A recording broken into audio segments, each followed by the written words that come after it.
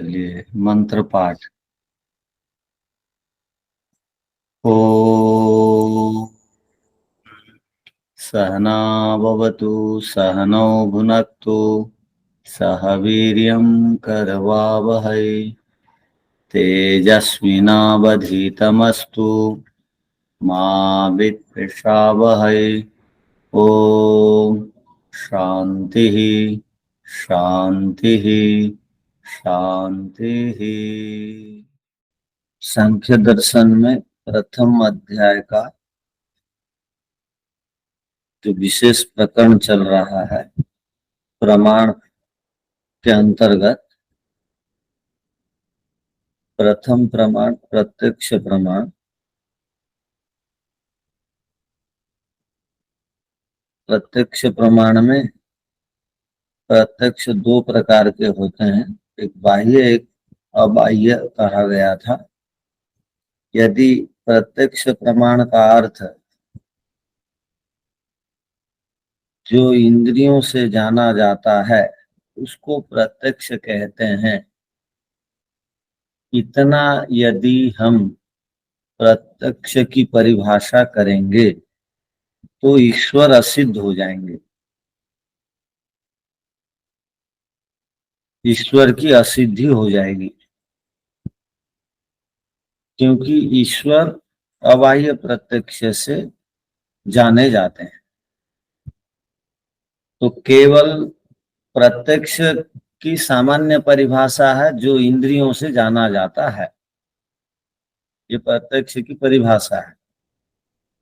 और इतनी ही परिभाषा को यदि हम स्वीकार करेंगे तो ईश्वर की असिद्धि हो जाएगी। ये इस सूत्र में 92वें सूत्र में इस पर कहा जाता है, ईश्वरा सिद्धे का अर्थ। जैसे वैज्ञानिक लोग, विज्ञान को मानने वाले, वो क्या बोलते हैं,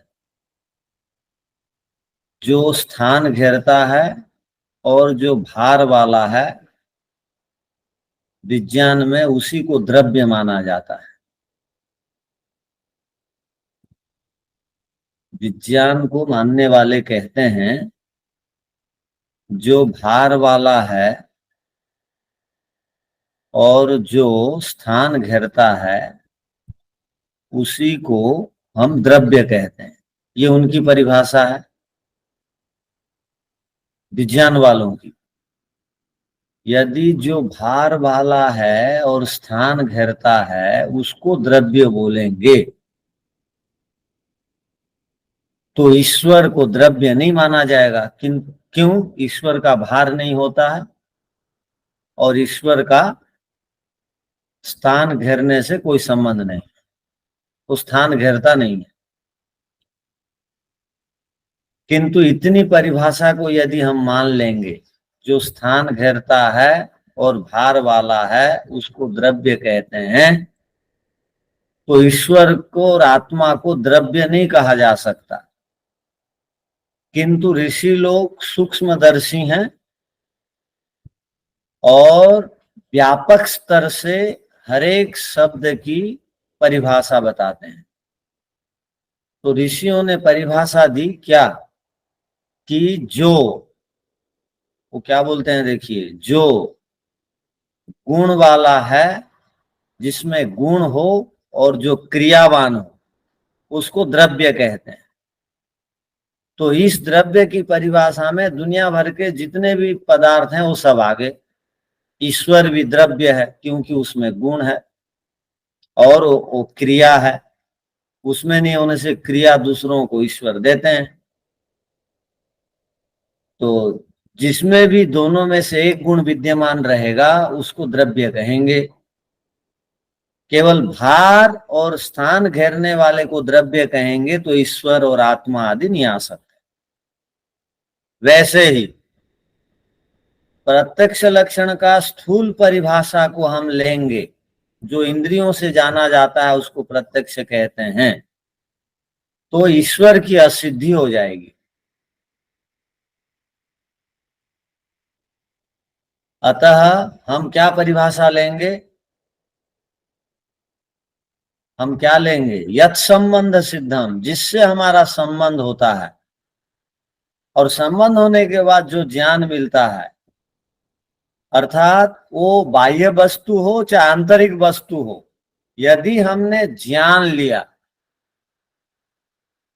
तो उसको प्रत्यक्ष कहेंगे। ये परिभाषा को मानेंगे तो ईश्वर की असिद्धि नहीं होगी। यदि इस परिभाषा से अलग कोई परिभाषा को मान लेंगे तो ईश्वर की असिद्धि हो जाएगी प्रत्यक्ष प्रमाण में। आपको तुलना करनी पड़ेगी, प्रत्यक्ष किसे कहते हैं। और एक इस प्रसंग में बात समझने की है, प्रत्येक इंद्रिय अपने अपने विषय के अतिरिक्त और कोई विषय का ज्ञान नहीं कर सकती। प्रत्येक इंद्रिय आंख रूप के अतिरिक्त और कोई ज्ञान नहीं कर सकती। कान भी शब्द के अतिरिक्त और कोई ज्ञान नहीं कर सकता, और त्वचा स्पर्श से अतिरिक्त और कोई ज्ञान नहीं कर सकता। तो अब हम क्या बोलें? अब रूप रस शब्द स्पर्श गंध, ये 5 गुण हैं, विषय हैं, और 5 इंद्रियों से एक एक का ज्ञान होता है। रूप रस शब्द स्पर्श गंध में ईश्वर है नहीं, ईश्वर का नाम तो नहीं आता है। तो ईश्वर का नाम रूप रस शब्द स्पर्श गंध से नहीं आता है। उल्टा हम लोग शास्त्रों में क्या पढ़ते हैं कि ईश्वर जो है वो अशब्दम है।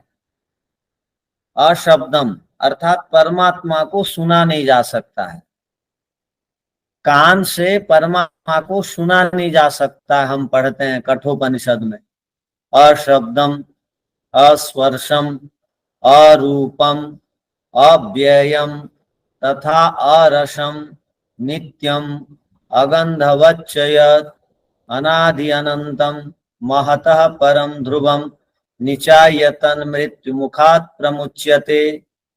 जो ईश्वर को निचाय माने ऐसा जानता है, कैसा कि ईश्वर शब्द गुण से रहित है, अर्थात ईश्वर कान से नहीं सुनाई देंगे।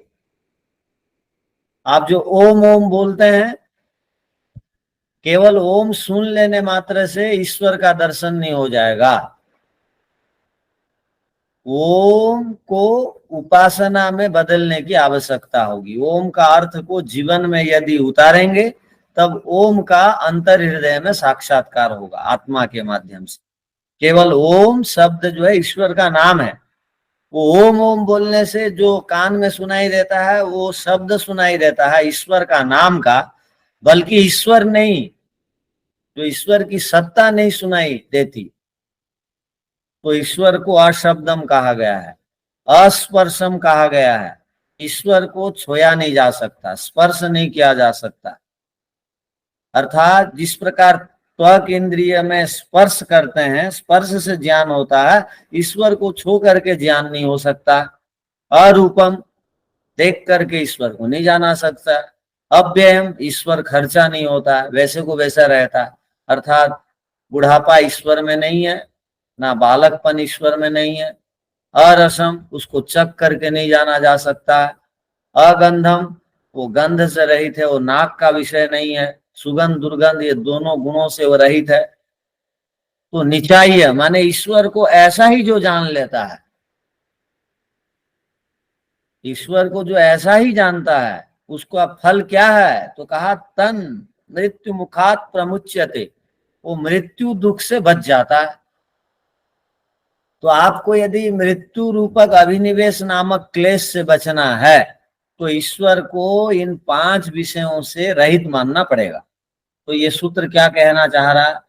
ये सूत्र कहना चाह रहा है कि बाह्य विषयों का जिस प्रकार इंद्रियों से देख सुन स्पर्श करके ज्ञान होता है, वैसा ज्ञान ईश्वर को बाह्य विषयों के समान इंद्रियों के माध्यम से नहीं जाना जा सकता।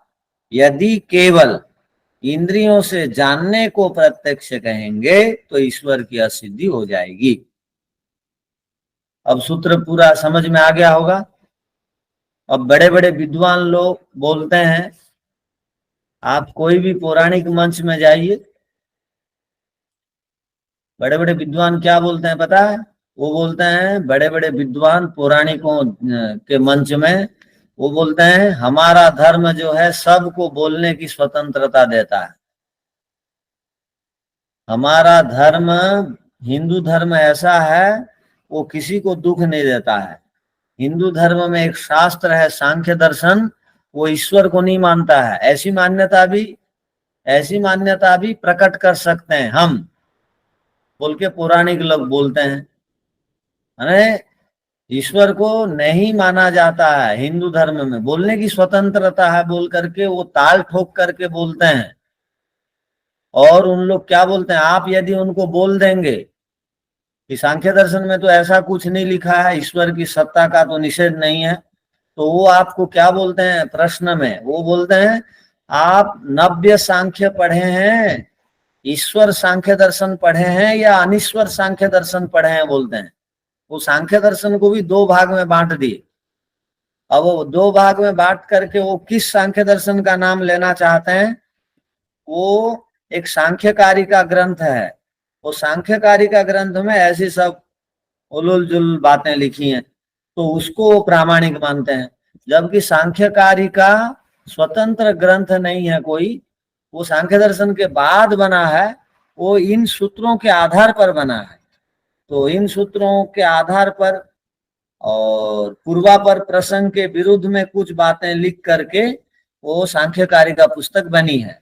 तो उसके आधार से वो सांख्य दर्शन में ऐसा कहा गया है, बोलते और लिखते हैं पौराणिक लोग जो भी अनीश्वरवाद सिद्धांत को मानते हैं। किंतु इसी सांख्य दर्शन में आप तृतीय अध्याय में पढ़ेंगे 56 और 57वें सूत्र में, स ही सर्वविद सर्वकर्ता, ईश्वर को सर्वज्ञ और सब को बनाने वाला कहा गया, एक सूत्र आएगा। और इद्री से ईश्वर सिद्धि सिद्धा, एक सूत्र आएगा। इन गुणों से युक्त ईश्वर हैं, उनकी सत्ता का खंडन नहीं किया जा सकता। ऐसे सूत्र आगे हम पढ़ेंगे। जब ईश्वर से संबंधित सूत्र हैं, ईश्वर की सत्ता को वहां माना गया है और मुक्ति को स्वीकार किया गया है, तो ईश्वर का खंडन कैसा हो सकता है?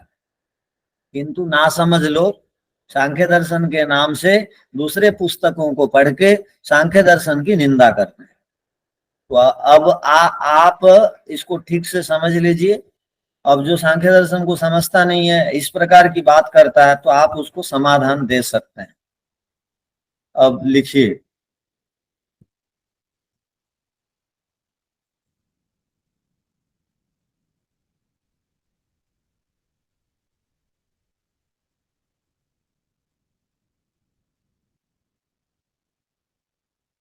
यदि नंबर कौन सा है आचार्य जी? 92 सूत्र है। 92।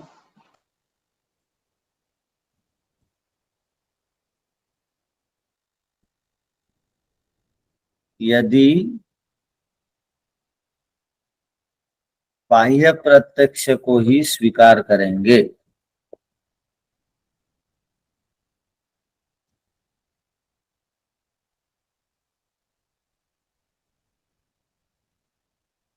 इंद्रिय प्रत्यक्ष को ही ग्रहण करेंगे,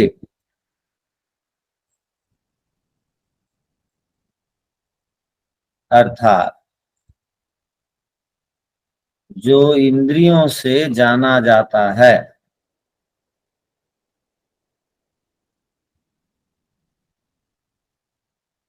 उसको यदि प्रत्यक्ष मानेंगे,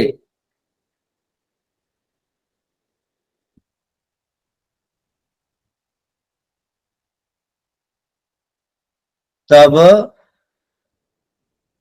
ईश्वर की असिद्धि हो जाएगी।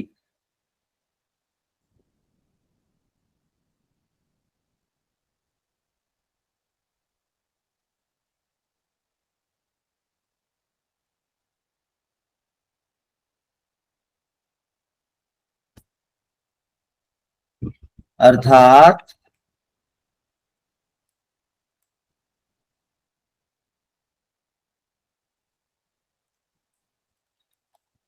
प्रत्यक्ष दो प्रकार का होता है।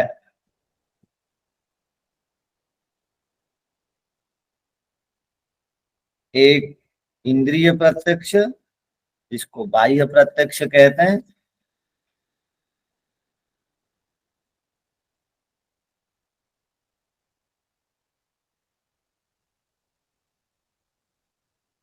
संसारी लोगों के द्वारा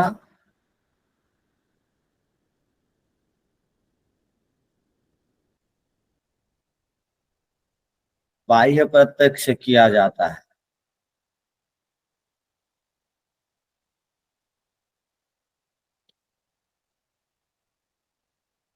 दूसरा प्रत्यक्ष अबाह्य प्रत्यक्ष है, अर्थात इंद्रिय रहित प्रत्यक्ष है।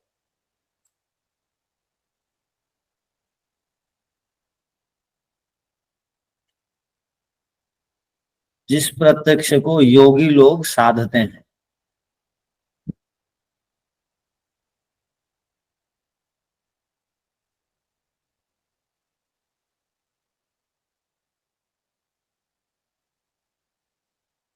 सूत्र में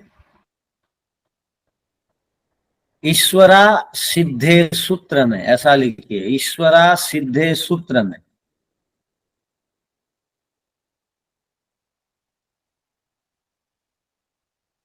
कहा गया है कि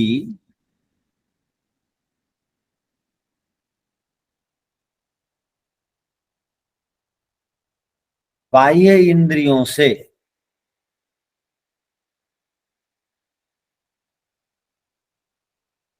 ईश्वर का प्रत्यक्ष नहीं किया जा सकता।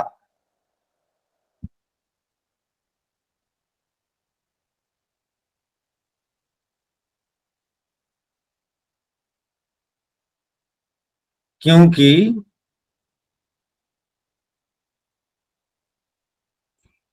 ईश्वर में रूप रस शब्द स्पर्श गंध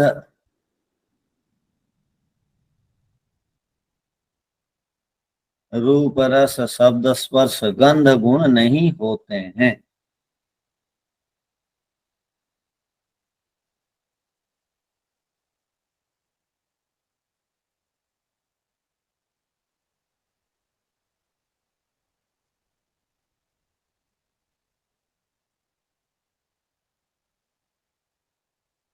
पूर्ण विराम। कहीं ईश्वर की असिद्धि न हो जाए,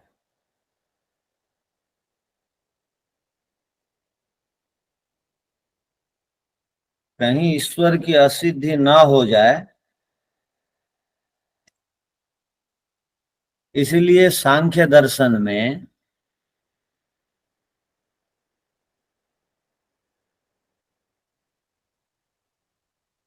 यत् संबंध सिद्धम,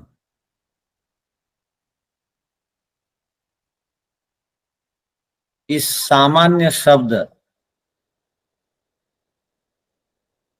यत् संबंध सिद्धम 89वें सूत्र में है, पुस्तक में लिख सकते हैं। यत् संबंध सिद्धम, सामान्य शब्द लिख करके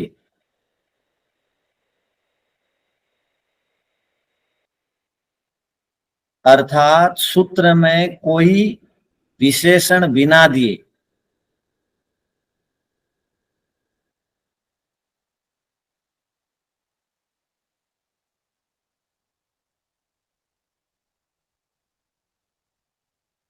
योगियों के द्वारा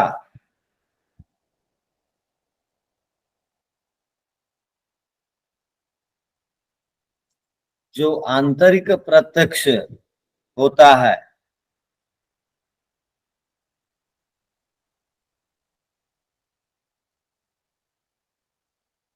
उसको भी स्वीकार किया गया है।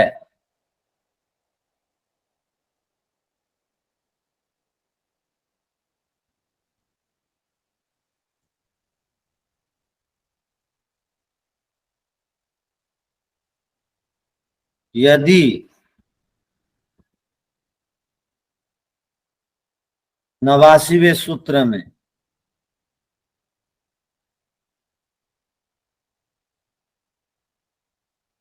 यत् संबंध सिद्धम शब्द न लिखकर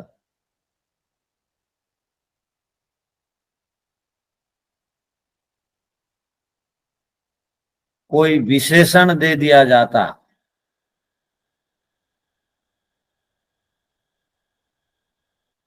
कोई इंद्रिय आदि विशेषण दे दिया जाता, ऐसा लिखिए, कोई इंद्रिय आदि विशेषण दे दिया जाता तो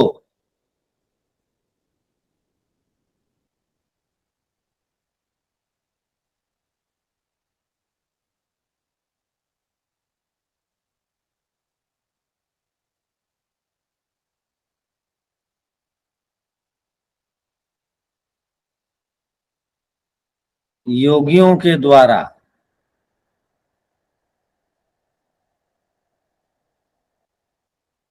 जो आंतरिक प्रत्यक्ष होता है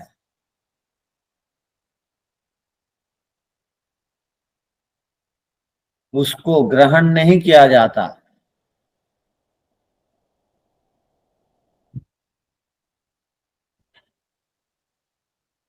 और ईश्वर की असिद्धि हो जाती।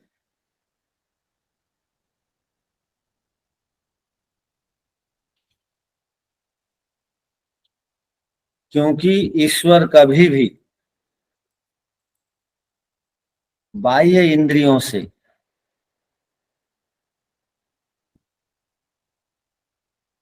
प्रत्यक्ष नहीं हो सकते।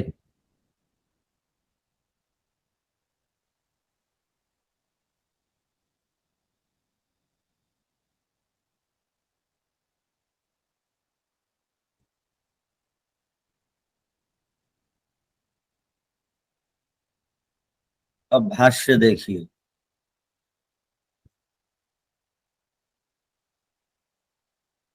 स एष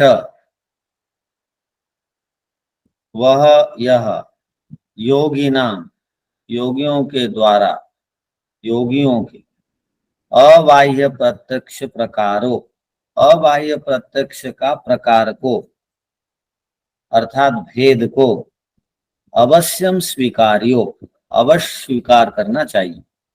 यह तो क्योंकि बाह्य प्रत्यक्षेण बाह्य प्रत्यक्ष के द्वारा ईश्वरा सिद्धे है ईश्वर की असिद्ध हो जाएगी।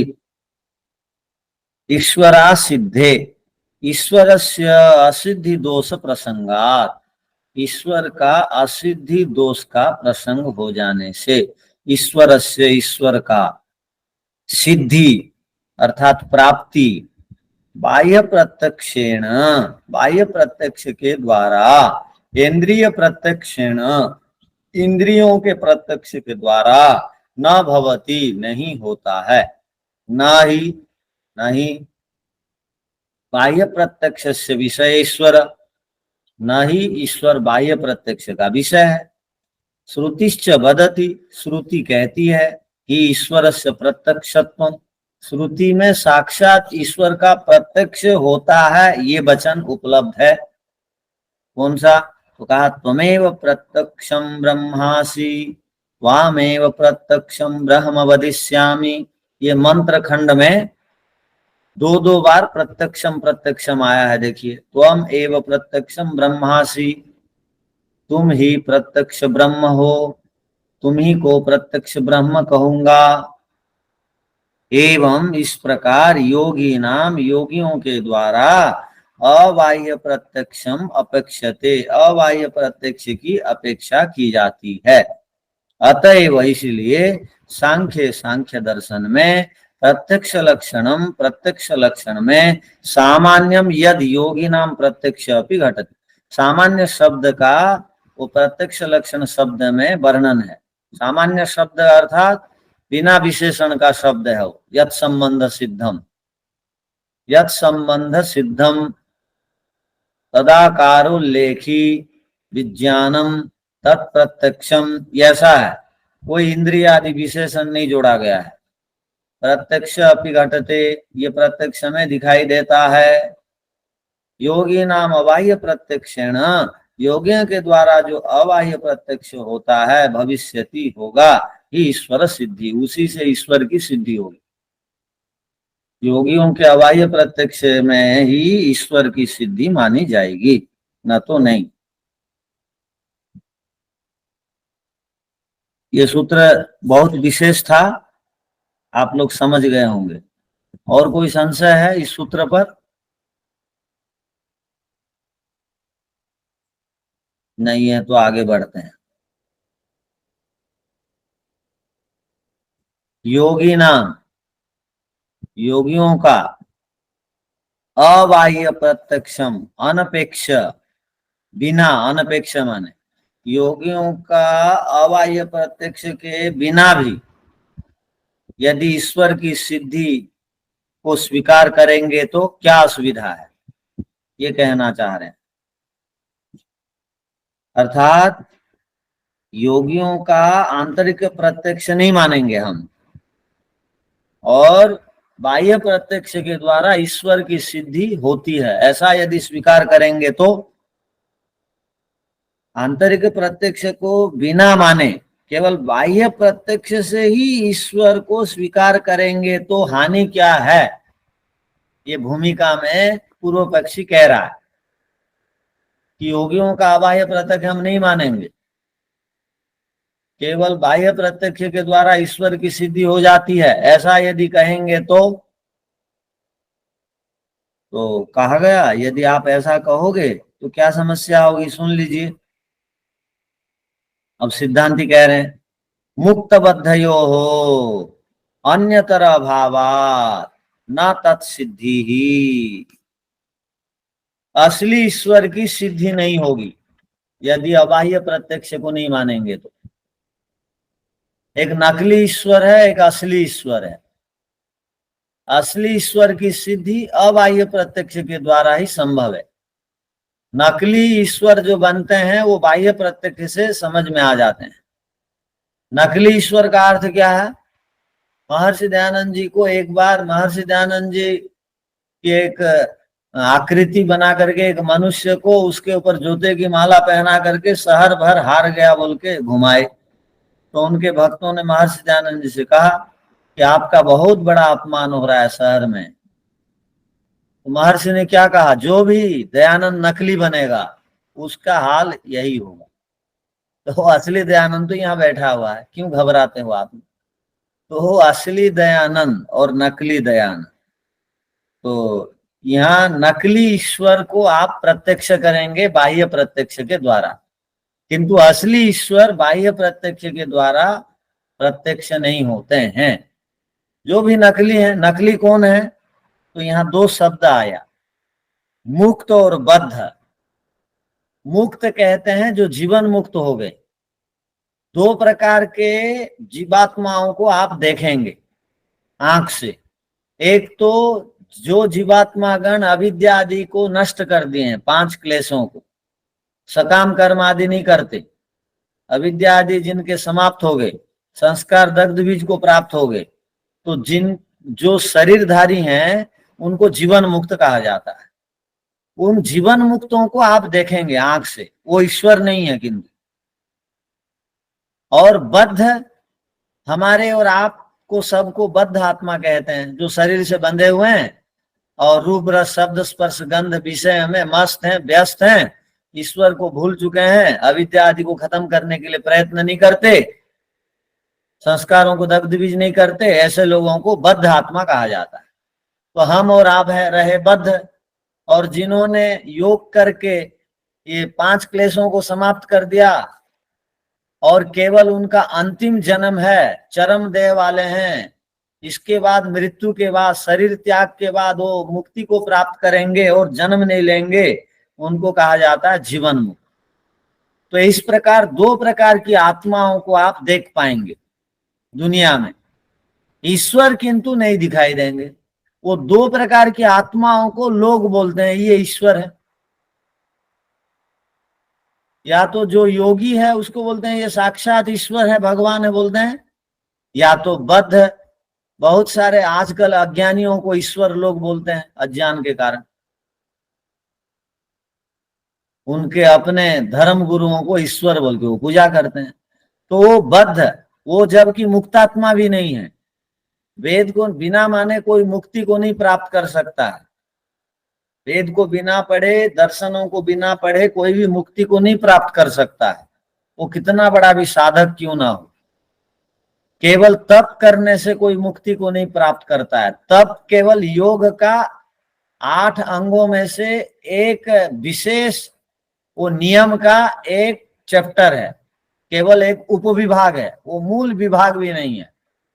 तप मूल विभाग भी नहीं है, उपविभाग है, नियम के अंतर्गत आता है। कोई तपस्वी बन जाने से मुक्त आत्मा नहीं बन सकता है। तो यहाँ क्या कहा गया, यदि हम बाह्य प्रत्यक्ष को ही मानेंगे, आंतरिक प्रत्यक्ष को स्वीकार नहीं करेंगे, तो कभी भी ईश्वर का साक्षात्कार नहीं होगा। यदि आप मान रहे हो बाह्य प्रत्यक्ष के माध्यम से भी ईश्वर का साक्षात्कार हो जाता है, तो वो केवल आप 2 प्रकार की आत्माओं को देख करके उनको ईश्वर मान रहे हो। उनमें से कोई जीवन मुक्त होगा या तो कोई बद्ध जीवात्मा होगा। ऐसे 2 आत्माओं को देख करके आप यदि मानते हो ये ईश्वर है, तो आपका ये घर का विषय है, ये शास्त्र का विषय नहीं है, ये मनमानी कथन है। वो ईश्वर तो हो नहीं सकते, आपके कहने मात्र से कोई ईश्वर नहीं बन जाएगा।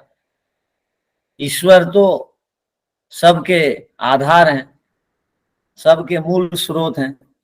तो यहाँ कहा गया मुक्त बद्धयो अन्यतर अभावात्। सूत्र में कुछ दोष है, उसको सुधार दीजिए। वहां लिखा, क्या लिखा है, रंतर, वो वहां लिख देंगे अंत के स्थान में न्य। मुक्त आत्मा और बद्ध आत्मा के अतिरिक्त और कोई भी ईश्वर नहीं, अभाव है। ना तत्सिद्धि, अर्थात ईश्वर की सिद्धि बाह्य प्रत्यक्ष के द्वारा असंभव है।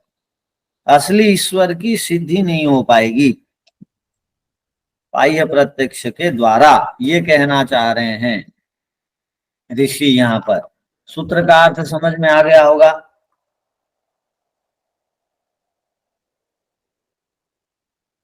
जी आचार्य जी। सब लोग समझ गए।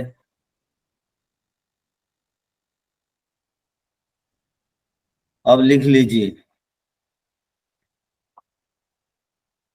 योगियों के अबाह्य प्रत्यक्ष को न मानने पर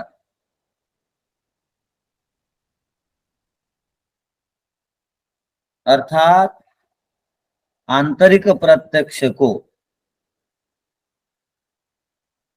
स्वीकार न करने पर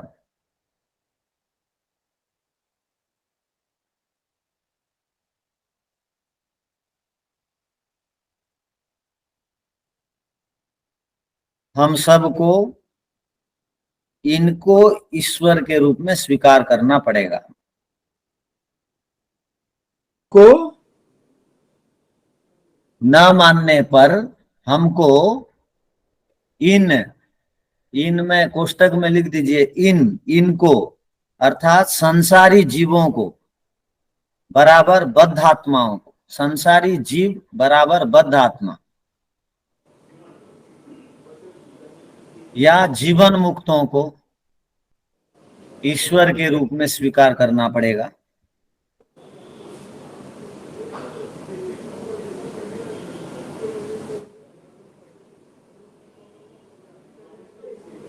किंतु ये दोनों प्रकार की आत्माएं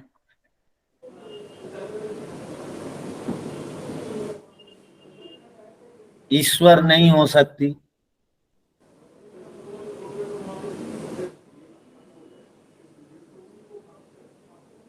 अतः वास्तविक ईश्वर का खंडन हो जाएगा।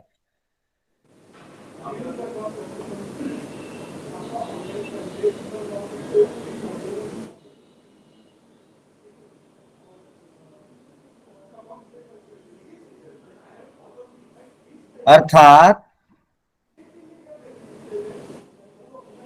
इंद्रियों से दिखने वाले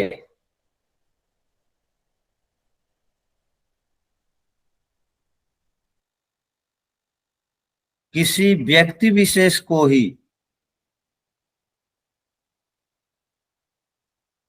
ईश्वर मानेंगे तो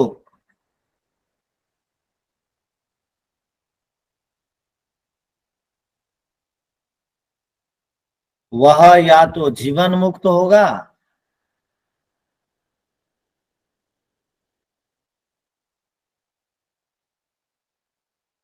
या तो वह बद्धात्मा होगा। ओ या तो जीवन या तो वो जीवन मुक्त होगा या तो वो बद्धात्मा ही होगा।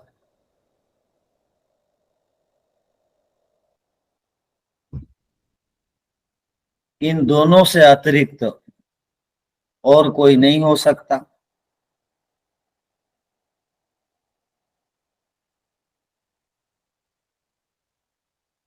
इसलिए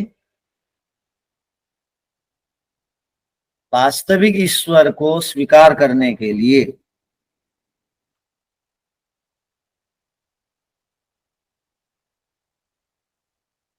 योगियों का आंतरिक प्रत्यक्ष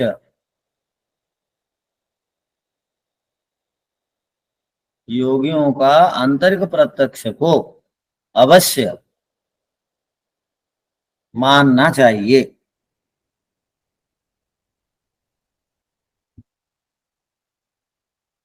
क्योंकि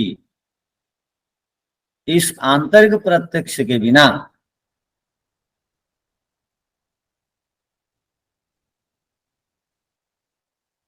असली ईश्वर की सिद्धि नहीं हो सकती। आचार्य जी, एक बार कोई इस आंतरिक हाँ जी, टेक्स्ट को एक बार फिर बोलिए ना यार। आंतरिक प्रत्यक्ष को अवश्य मानना चाहिए। अवश्य मानना पड़ेगा। हाँ, क्योंकि इस आंतरिक प्रत्यक्ष के बिना असली ईश्वर की सिद्धि नहीं हो सकती।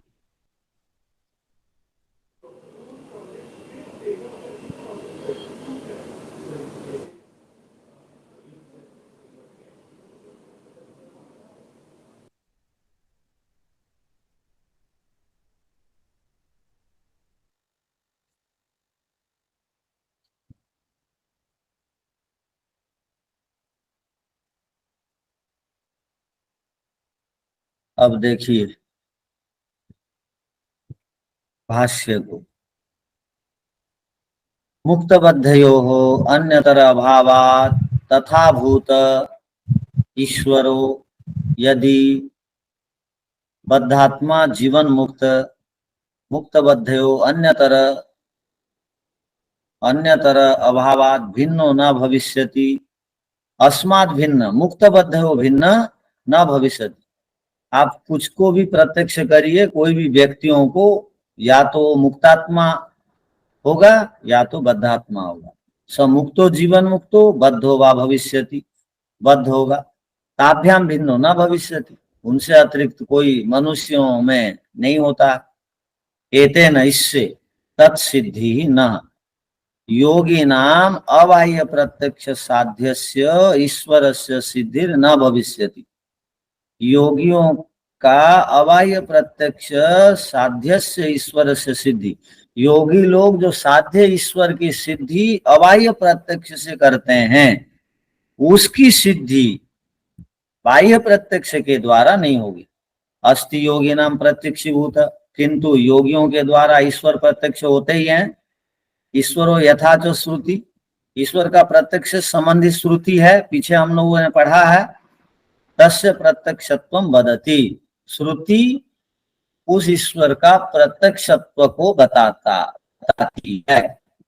अतः ईश्वर का असली ईश्वर का खंडन नहीं हो सकता। असली ईश्वर है, बाह्य प्रत्यक्ष से नहीं होगा, तो आंतरिक प्रत्यक्ष को मानिए। कहने का अभिप्राय ये। किसी को कुछ पूछना है इस पर?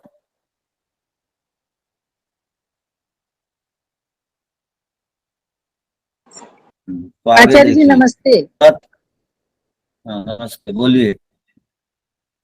हाँ, योगियों को संप्रज्ञात समाधि में भी आंतरिक इंद्रियों के द्वारा प्रत्यक्ष होता है ना।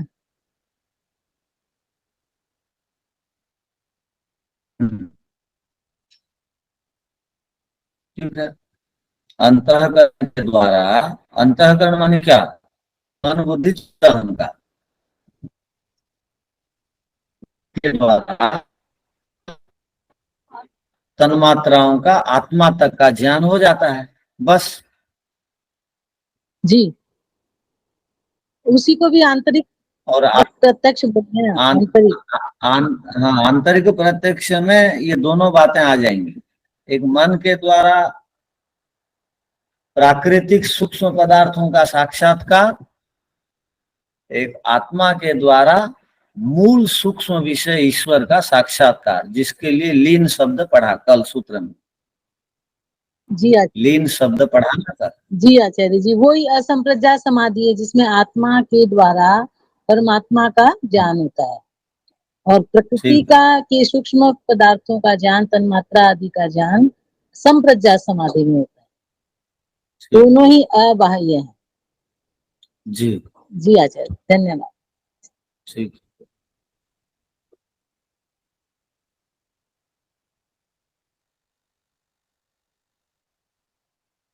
यदि बाह्य प्रत्यक्ष को मानेंगे तो दो ही पदार्थों का ज्ञान होगा, या तो मुक्तात्माओं का या बद्धात्माओं का। इससे अतिरिक्त और कोई नहीं होगा, ये बताना चाह रहे हैं आगे। तत्र च, और भी यदि आप जोर देंगे और किसी को स्वीकार नहीं करेंगे, बाह्य प्रत्यक्ष को ही मानेंगे आप, तो इससे क्या और एक समस्या आएगी, उसको सूत्र में बता रहे हैं। उभयथापि असत्करत्वम। अगर आप मान लिए सांसारिक जीव और जीवन मुक्तों में से किसी को ईश्वर आप मान लेते हैं, क्योंकि आजकल के प्राय 90% लोग जो वैदिक धर्मी नहीं है, वो या तो तपस्वियों को ईश्वर मानते हैं या उनके गुरुओं की पूजा करते हैं ईश्वर मान करके, या उनके मत संप्रदाय जिसको भी वो मानते हैं, उनके जो प्रतिष्ठाता हैं उनके फोटो रख करके पूजा करते हैं, उनको ईश्वर मानते हैं। तो उनको उन्होंने ईश्वर मान लिया, तो मान लेने से समस्या क्या होगी सुनिए। अब सूत्रकार बोल रहे हैं, बड़ा महत्वपूर्ण सूत्र है। उभयथापि, यदि दोनों को आपने ईश्वर मान लिया, बद्धों को या मुक्तों को ईश्वर मान लेंगे, तो बड़ी समस्या आ खड़ी होगी आपके लिए। क्या? कि असत करत्वम। असत कर, सत कहते हैं सृष्टि को, असत कर्म माने सृष्टि को ये तो बना नहीं सकते हैं, ये दोनों प्रकार की आत्माएं। सृष्टि की रचना आदि कौन करेंगे? यदि आपने वो दोनों को ईश्वर मान लिया, बद्धात्माओं को जीवन मुक्तों, तो सृष्टि रचना आदि का काम तो ये नहीं कर सकते। अब सृष्टि रचना आदि का काम जो करता है उसको आप क्या बोलना चाहेंगे फिर? उसको क्या बोलेंगे? कुछ लोग ऐसा हैं, जैनी लोग, आप लोग जैनियों को ईश्वर को वो मानते हैं बोल के आप स्वीकार करते हैं। जैनी लोग ईश्वर को मानते हैं, ऐसा आप लोगों का कहना है, साधारण लोगों का। वो क्या बोलते हैं पता है? जैनी लोग ईश्वर के भक्त हैं। कैसे? वो ईश्वर को नहीं मानते हैं। जैनियों को नास्तिक दर्शन कहा जाता है, वो ईश्वर को नहीं मानते हैं, किंतु वो अपने गुरुओं को तीर्थंकर मान करके ईश्वर मानते हैं। उनके गुरुओं को तीर्थंकर मान लिए। कैसे? वो क्या बोलते हैं पता है? आपके योग दर्शन में ही लिखा है पुरुष विशेष ईश्वर, वो ऐसा प्रमाण देते हैं। वो बोलते हैं जो आत्मा हमारे में विशेष हो जाता है वो ईश्वर हो जाता है। तो हम जीवात्माओं में जो विशेष गुण धर्म वाला हो गया वो ईश्वर। तो उस समय सृष्टि में जो विशेष आत्माएं थी वो हमारे गुरु गण थे जो तीर्थंकर बन गए। तो आत्मा ही बदल करके ईश्वर के रूप में आ जाता है, उनका कहना है। विशेष आत्मा को वो तीर्थंकर मानते हैं। तो अब ये बताइए, वो विशेष आत्माएं शरीर धारण करके जो जी रही थी, वो किसके हवा पानी से जी रही थी? ईश्वर के। तो उससे पहले ही तो सृष्टि बनी हुई थी। तो कहने का अभिप्राय कि बहुत सारे लोग आत्माओं को ही ईश्वर मानते हैं, जैसे नवीन वेदांती। जीवात्मा ही आखिरकार वो ईश्वर में बदल जाते हैं। यदि जीवात्मा ही ब्रह्म है तो जो भी चोरी डकायत करता है वो सारे ब्रह्म है, सारे ब्रह्म है चोरी डकायत करने वाले। तमोगुणी जितने हो सारे के सारे ब्रह्म है, रजोगुणी जितने को है सारे के सारे ब्रह्म है। तो सब ब्रह्म ब्रह्म ब्रह्म ब्रह्म के अतिरिक्त कुछ नहीं, ये जो बात सब करते हैं ये ठीक दर्शन को, ठीक वैदिक सिद्धांत को न जानने के कारण ये समस्या होती है। तो इसका यहाँ पर निराकरण करते हुए सूत्रकार कहते हैं, यदि आपने अपने जीवन में ईश्वर के अतिरिक्त कोई बद्ध आत्मा या जीवन मुक्तों को ईश्वर के रूप में स्वीकार कर दिया तो सृष्टि रचना आदि की क्रिया तो नहीं कर सकते हैं। अब आप क्या बोलेंगे बताइए? तो इस पर और हम विचार करेंगे इस सूत्र पर।